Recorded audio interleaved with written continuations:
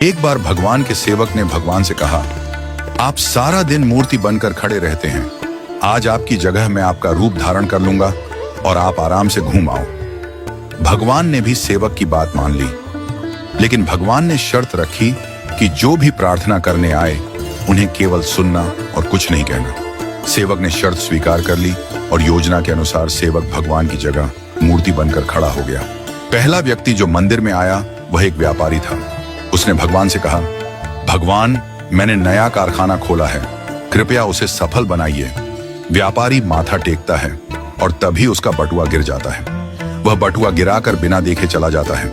सेवक बेचैन हो जाता है और सोचता है कि व्यापारी को बता दे कि उसका बटुआ गिर गया है, लेकिन भगवान की शर्तों के अनुसार वह कुछ नहीं कहता। कुछ समय बाद एक गरीब आदमी आता है और भगवान से कहता है, भगवान, घर में खाने के लिए कुछ नहीं है, कृपया हमारी मदद करें। भगवान के सामने बटुआ पड़ा होता है। वह गरीब आदमी भगवान का धन्यवाद करता है और बटुआ उठाकर चला जाता है। फिर एक नाविक आता है और कहता है, भगवान, मैं 15 दिनों के लिए समुद्र की यात्रा पर जा रहा हूं, कृपया मेरी यात्रा में कोई समस्या ना हो। ठीक उसी समय व्यापारी पुलिस के साथ आता है और कहता है, यह नाविक मेरा बटुआ चुराकर भागा है। पुलिस नाविक को पकड़ कर ले जाती है। इस बीच सेवक बोल पड़ता है, बटुआ गरीब आदमी ने चुराया है। इसके बाद गरीब आदमी को पकड़कर जेल भेज दिया जाता है। रात को भगवान लौटते हैं और सेवक खुशी खुशी पूरा किस्सा सुनाता है। भगवान मुस्कुराते हुए कहते हैं, तुमने किसी का भला नहीं किया बल्कि सब कुछ बिगाड़ दिया। वे आगे कहते हैं, व्यापारी का बटुआ गिरना कोई बड़ा नुकसान नहीं था, वह गलत धंधा करता है, और अगर उसका बटुआ गरीब आदमी को मिल जाता तो उसके बच्चों को भोजन मिलता और उसकी परेशानियां दूर हो जाती। भगवान ने कहा, नाविक जिस यात्रा पर जा रहा था वहां एक तूफान आने वाला था।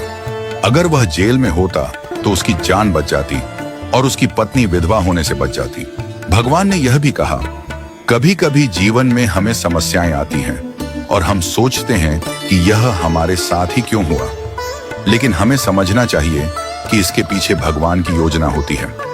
भगवान ने हमें यह सिखाया कि जो भी होता है वह हमेशा अच्छे के लिए होता है, भले ही हमें वह समझ में ना आए। इस कहानी से यह शिक्षा मिलती है कि हमें भगवान पर विश्वास रखना चाहिए और जो भी घटनाएं घटित होती हैं उन्हें अच्छे के लिए मानकर स्वीकार करना चाहिए।